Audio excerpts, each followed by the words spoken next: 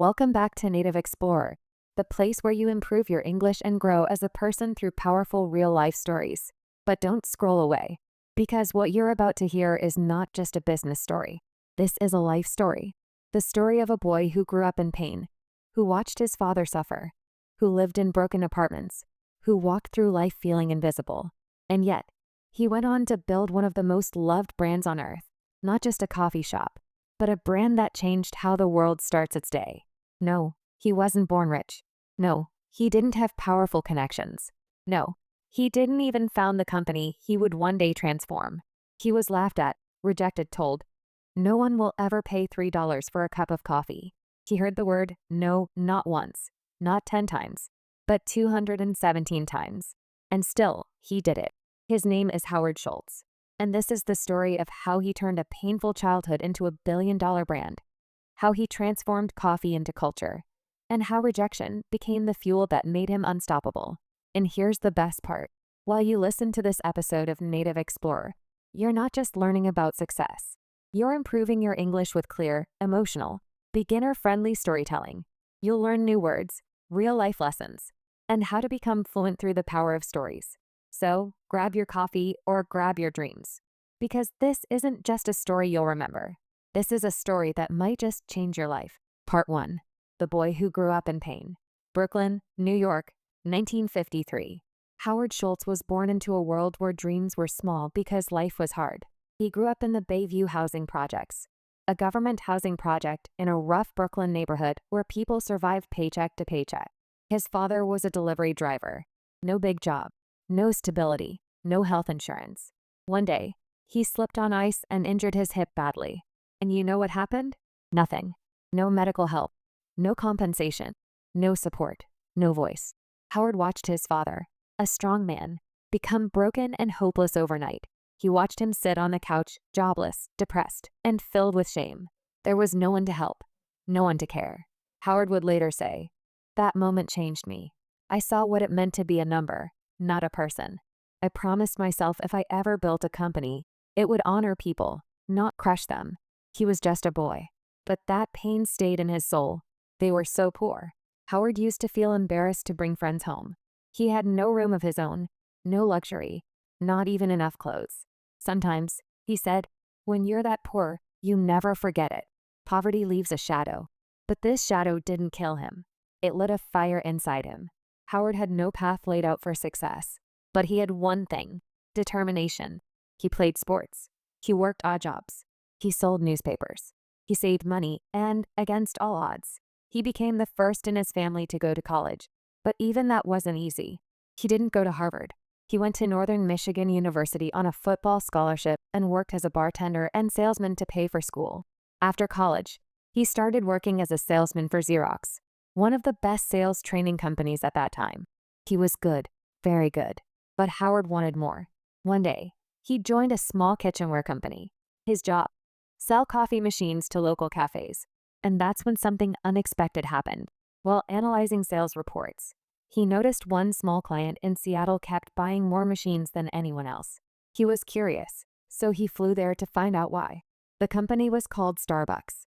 At that time, it had just 4 stores, and it didn't even sell coffee to drink, just beans, grinders, and equipment. But there was something about the people, the energy, the philosophy. Howard fell in love.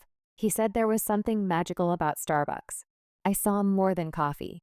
I saw warmth, authenticity, culture." And in that moment, a seed was planted. He quit his job. He joined Starbucks. But he had no idea that this small decision would lead to the biggest battle of his life. Howard Schultz had seen pain. He had felt invisible.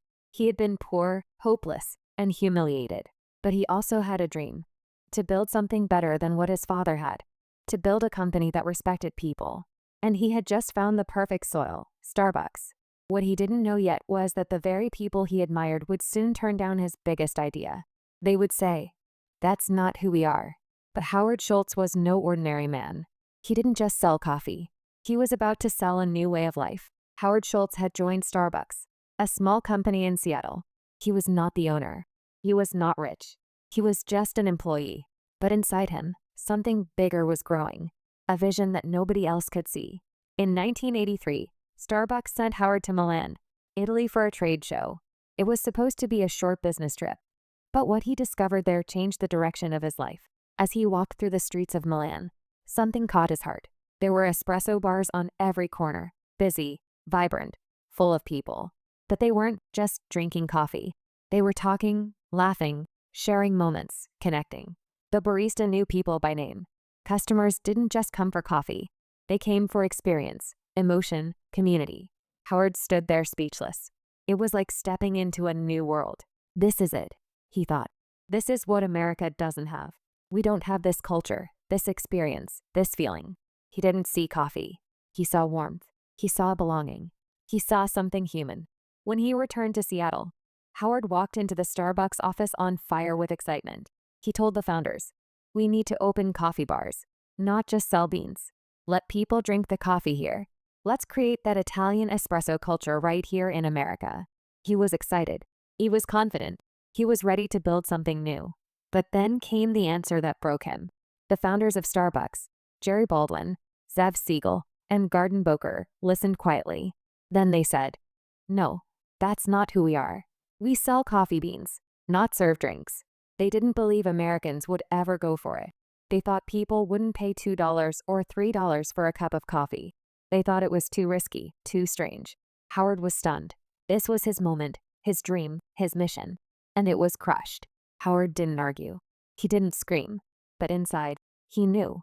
If they won't do it, I have to do it myself. And so, with nothing but belief, Howard made the biggest decision of his life. He would leave Starbucks to start his own coffee bar. Howard was heartbroken. He loved Starbucks, but his dream was bigger than loyalty.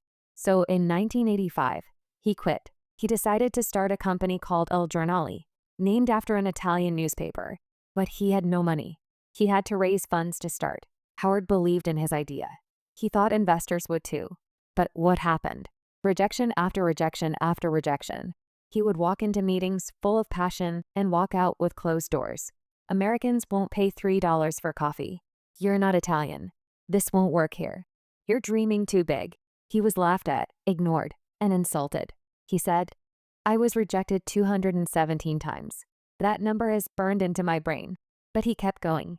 Day after day, meeting after meeting, pitch after pitch, until finally 30 investors said yes. He raised $400,000 and in 1986 opened his first coffee bar in Seattle. It wasn't just a coffee shop. It was a love letter to Italy. Howard made sure everything felt different. Italian music played softly in the background. Baristas remembered your name. You didn't just buy coffee. You had an experience. And guess what? People loved it. They didn't care that it was new. They didn't care about the price. They came for the feeling. Il Giornale became an instant hit. Howard proved them wrong. While Il Giornale was booming, something unexpected happened. The founders of Starbucks, the very people who said no, decided to sell the company. They were moving on. Starbucks was too small for them now. Howard saw a chance. A big one, a dangerous one. A dream that had once been denied to him was now up for sale. But there was a problem. In 1987, Howard found out the price to buy Starbucks. He needed $3.8 million. That's about $10 million today. And Howard didn't have that kind of money. He was still small, still building. But this wasn't just a business move for him. This was personal. This was his dream. So once again, he went back into battle. He talked to every investor he could find. He begged, he pitched, he cried, he told them, "This is not just a coffee company. This is my life's purpose." Finally, after weeks of effort, he raised the money. And in August 1987, at age 34, Howard Schultz bought Starbucks for $3.8 million. And he didn't just buy the company, he bought back his vision. Part 2. The coffee that became a culture. It was 1987. Howard had just bought Starbucks. But what did he actually buy? It wasn't a global brand. It wasn't profitable. It wasn't even a proper cafe. All it had was 6 stores, a small roasting plant, a confused brand identity, and a few dozen employees. The company did not serve coffee to drink. It only sold coffee beans, machines, and accessories. There were no lattes, no cappuccinos, no frappuccinos, and no music. Nothing you recognize today existed yet. Howard had a mountain to climb. Howard didn't just want to own Starbucks. He wanted to reinvent it. His mission was clear. Starbucks will not just sell coffee. It will sell an experience, a feeling, a third place between work and home. So he got to work. Howard had 3 key principles. 1. Create a human connection. Customers should feel seen, valued, and respected. 2. Design stores with emotion. Each store would be warm, inviting with soft lighting, music, and a unique smell. 3. Make every cup feel personal. The baristas would remember names, smile, and make you feel like family. He didn't want to sell fast coffee. He wanted to build ritual, emotion, and community, just like he saw in Italy. Howard focused on tiny things that other businesses ignored. The smell inside the store. Never let food overpower the smell of coffee. The music. Every Starbucks had curated playlists to match the mood. The seating. Cozy, not cramped. The counters designed so baristas and customers could talk comfortably. The lighting. Always soft, never harsh. The names on cups to make every customer feel special. And most importantly, the person behind the counter is not just making coffee. They are creating warmth. Howard believed the employees were the heart of the brand. He didn't call them staff or workers. He called them partners. Even part-time baristas were given healthcare benefits, stock options, training, not just for skill, but for soul. This was revolutionary in America, especially for a coffee shop. Howard said, "If we treat our people well, they will treat our customers well, and everything will take care of itself." He made sure baristas looked customers in the eye, smiled, asked how your day was, remembered regulars. In Starbucks, you were not a number. You were a name, a person, a story. In 1987, after Howard took over, Starbucks had just 6 stores, no national presence, a huge vision, but very little profit. Over the next 5 years, he grew Starbucks to 165 stores across cities like Chicago, Vancouver, and New York. But this growth wasn't random. Every location was carefully picked. Every store was designed to create community, not just sell coffee. Howard refused to franchise the stores. Why? Because he wanted to protect the experience. He said, "I want to control the quality, the emotion, the feeling. That can't be outsourced." Before Starbucks, most Americans had never heard words like espresso, latte, cappuccino, macchiato, frappuccino. Howard made these words part of everyday life. He trained his staff and customers to learn them patiently and respectfully. And slowly, the culture changed. People didn't just say coffee. They said, "Can I get a tall vanilla latte with soy milk?" Starbucks didn't just sell drinks. It educated, uplifted, and reshaped how people thought about their daily routine. Howard knew the power of branding. He didn't want just a good cup of coffee. He wanted customers to feel proud holding a Starbucks cup. So they invested heavily. Clean, minimalist logo design, high-quality cup materials, consistent green and white branding, a sense of premium experience. Very soon, holding a Starbucks cup became a statement. I'm successful. I have taste. I take care of myself. This is my time. Howard realized something deep. People aren't just buying coffee. They're buying a moment of peace, a sense of belonging, a way to feel seen. And that's exactly what he gave them for a few dollars. 3, 4, 5. People didn't just get a drink. They got a cozy seat, calm music, friendly conversation, a small break from the chaos of life. And that was priceless. By the early 1990s, Starbucks had expanded to several major U.S. cities. It was earning millions in revenue. Customer loyalty was extremely high. The brand was now seen as modern, classy, and cool. People went to Starbucks to read, to write, to have meetings, to fall in love, to take a break, to feel human. By the early 1990s, Starbucks was no longer just a Seattle brand. It had become a national sensation. The coffee shop was a cultural icon, a lifestyle statement, a business case study, and a morning ritual for millions. But Howard was not satisfied. He wasn't thinking about 100 stores. He was thinking 10,000. He wanted to take Starbucks to Europe, Asia, every airport, every corner of every city. And to do that, he needed serious capital. In 1992, Starbucks went public on the Nasdaq Stock Exchange. Ticker symbol SBUCS. Stock price $17 per share. Initial valuation around $250 million. Howard Schultz, once rejected 217 times, now had built a company that Wall Street wanted to own. The IPO was a massive success. Starbucks stock skyrocketed in the first year. With fresh funding, Howard had the fuel he needed to expand faster than ever before. While Starbucks was expanding, something unexpected happened. In 1994 in Santa Monica, California, a small group of Starbucks baristas noticed something. Customers were asking for cold blended coffee drinks. At the time, Starbucks had no cold coffee menu, but these baristas didn't wait for approval. They experimented. They blended espresso with ice, milk, chocolate, whipped cream, and created something new. When Howard found out, he didn't punish them. He didn't say, "That's not in the manual." Instead, he tasted the drink and smiled. "This is brilliant," he said. "We are launching it nationwide."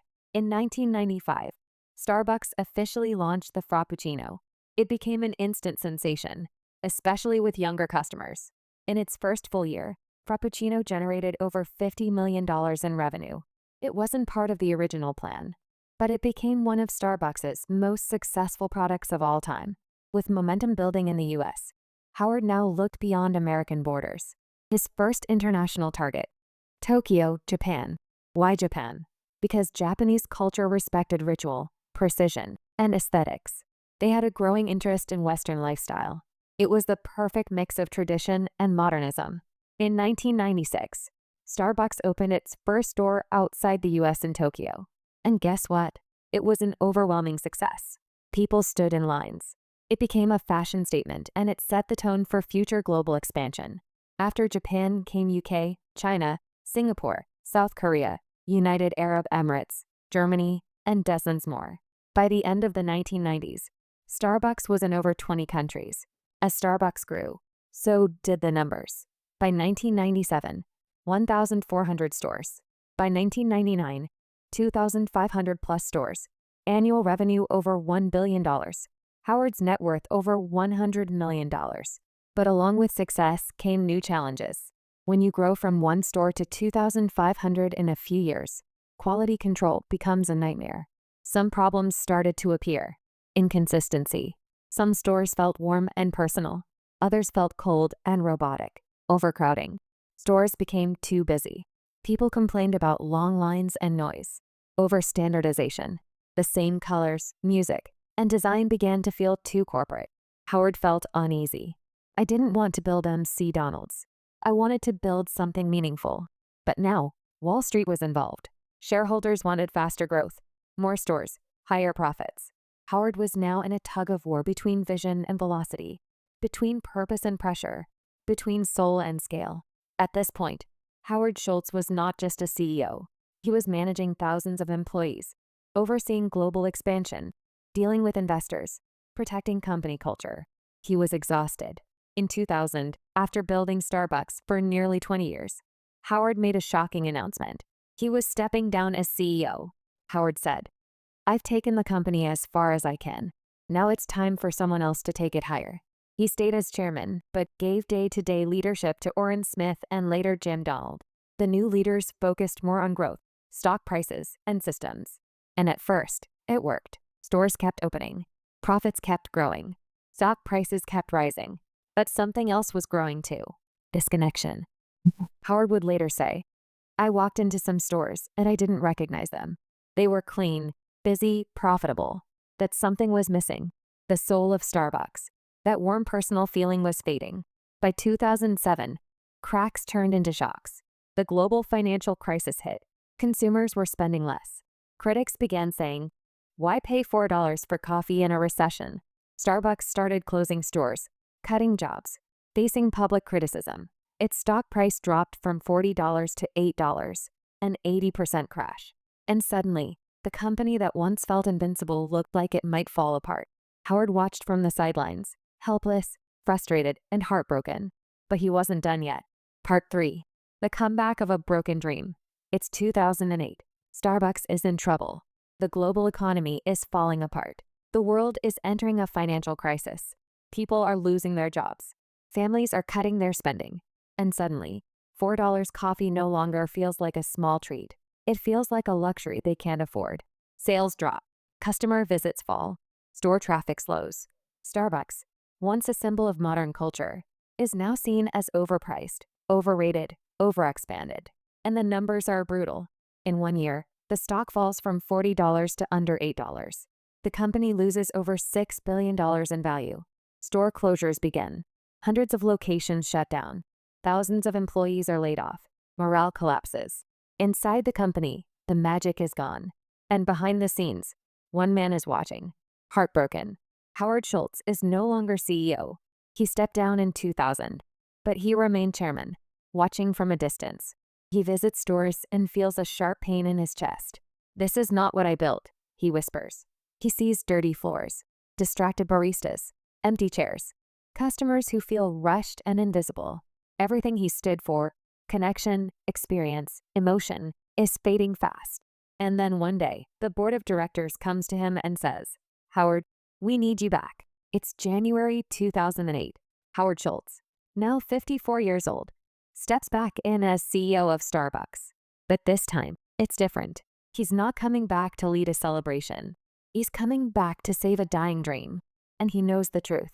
This will be the hardest fight of his life. The world is in crisis. The media doubts him. The company is collapsing. And worse, the culture is broken. But Howard doesn't hide. He steps in with fire in his eyes and says to his team, "We are not in the coffee business serving people. We are in the people business serving coffee." And we've forgotten that. Howard begins with radical moves. 1. Closes 900 stores. Yes, 900 stores across the US and abroad are shut down. Not because they didn't make money, but because they didn't reflect the brand's soul. 2. Fires thousands of employees. It breaks his heart. But he knows if we don't cut now, we may not survive. 3. Halts all new store openings. Growth is paused. Focus returns to quality. 4. Cuts his own salary. He reduces his annual salary to $1 to send a message. "This is not about me. This is about saving us." 5. Retrains every single barista. Howard shuts down all 7,000 stores in the US for one day. It costs millions of dollars in lost revenue, but to him, it's worth it. That day, every Starbucks partner goes through espresso retraining. Howard says, "We are not just fixing technique. We're bringing back pride." Howard focuses on restoring the magic. Better espresso machines for consistency and flavor. No more microwaved sandwiches. The smell ruined the coffee aroma. More focus on eye contact, conversation, personalization. Redesigning stores, making them feel like real third spaces again. He also introduces new ideas. Free Wi-Fi in all locations. Mobile ordering for faster service. The Starbucks Rewards app, which becomes one of the most successful loyalty apps in the world. Howard also begins to shift Starbucks into a force for good. He increases investment. Fair trade coffee, supporting small farmers in Latin America and Africa. Ethical sourcing, ensuring farmers are paid fairly. Sustainability, reducing waste. Promoting recycling, diversity, and inclusion. Hiring more veterans, minorities, and refugees. He says, "Success is empty if you're not lifting others with you." And Starbucks becomes more than a coffee company again. It becomes a brand that stands for something bigger. By 2010, the world sees something incredible. Starbucks rises again. Here are the numbers. Revenue climbs back to $11.7 billion. Net income grows to $946 million. Stock price recovers to over $30. Customer traffic increases. Employee satisfaction rises. Brand trust is restored. From Wall Street to Main Street, people say the same thing. Howard Schultz saved Starbucks. But more than numbers, something else returns. The aroma of real coffee. The sound of soft music. The sight of baristas smiling again. The energy of connection. Inside stores, the Starbucks experience is alive once more. Howard walks into a store in Brooklyn, not far from where he grew up. He sees a young barista hand a cup to an old man, smile and say, "This one's on me today, sir. You always brighten our day." Howard smiles. "That," he says, "is what it's all about." Part 4. The final legacy of a dreamer who never gave up. It's 2017. Starbucks has fully recovered. The brand is stronger than ever. It has over 25,000 stores across the world, a market value of over $80 billion, over 300,000 employees, one of the most recognized logos on the planet, customers in more than 70 countries, a stock price that has grown by thousands of percent since its IPO. The Starbucks app is one of the most used mobile payment platforms in the US, even beating Apple Pay in some markets. But more than numbers, Starbucks has become a global habit, a part of people's lives.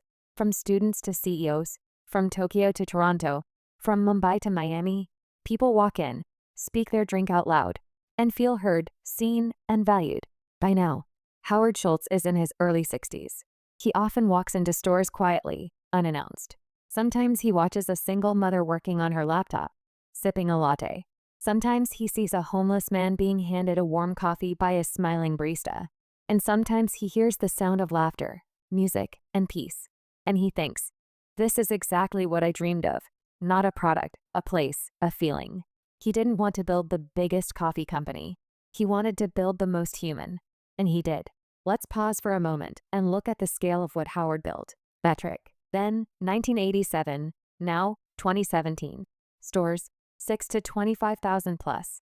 Revenue, $5 million per year to over $22 billion per year. Employees, a few dozen to over 300,000. Countries, 1, the US, to over 70. Stock price at IPO, $17 per share to over $60 per share. Company value, $250 million to over $80 billion.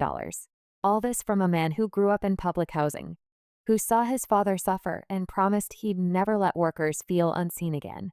In 2017, Howard Schultz once again stepped down as CEO, this time on his own terms.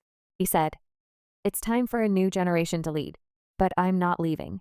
I'm just passing the torch." He handed the leadership to Kevin Johnson, a former tech executive and longtime Starbucks board member. Howard remained chairman, still involved, still passionate, but no longer in daily operations. But Howard didn't retire to relax. Instead, he turned his energy towards social impact, human rights, veteran employment, helping underserved communities, fixing the American dream. He launched initiatives: hire over 10,000 military veterans, offer free college education to Starbucks employees through partnerships, provide employment to refugees and disadvantaged youth, advocate for racial and economic equity. Howard believed that companies have a responsibility bigger than profit. We are not in business to make money alone. We are in business to elevate humanity. Most people don't know this, but Howard's desire to care for employees, build a warm company, and serve people with dignity came from personal pain. His father, Fred Schultz, was a delivery truck driver. One day, he slipped on ice and injured his hip. He was fired. No compensation, no support, no respect. Howard was only 7 years old at the time. He never forgot how his father sat at home broken, both in body and in spirit. "I saw what happens when workers are invisible." Starbucks became the answer to that pain. So he built a company where even a part-time barista got healthcare, stock options, education, and dignity. In 2019, Howard announced he was exploring a run for President of the United States. Why? Because he believed that leadership meant service, not power. He wanted to bring the same human-first philosophy he used at Starbucks into the political world. Although he eventually dropped the idea, the message was clear. "I was a poor kid from the projects. I built something that touched the world. So why not use that experience to heal even bigger things?" Today, Howard Schultz is retired from Starbucks, but the culture he built still lives on. Every smiling barista, every warm cup of coffee, every customer who sits and feels at peace, every employee who is called a partner, not a worker, every morning ritual that begins with a name written on a cup. He turned coffee into connection. He turned a commodity into a community, and he showed the world that you can build a billion-dollar company without losing your soul. What you can learn from Howard Schultz. 1. Your past does not define your future. A poor boy from the projects can build a global brand. 2. Rejection is not the end. It's the beginning. Howard was rejected 217 times before someone believed in him. 3. Lead with your heart, not just your head. Profit is important, but people are everything. 4. Your business is your legacy. Every decision you make leaves a mark on someone's life. 5. Success means nothing if your people feel invisible. Howard built a company to heal the pain he saw in his father's eyes. Howard once said, "Dream more than others think practical. Care more than others think wise. Expect more than others think possible. And don't be afraid to be the only one who believes." He believed. And because he believed, today, over 100 million people walk into Starbucks stores every week, not just for coffee, but for comfort, connection, and a small piece of hope. And it all started with a boy who had nothing except a dream and a reason to never give up. This is the end of the Starbucks story, but it should be the beginning of your story. Maybe you have no money.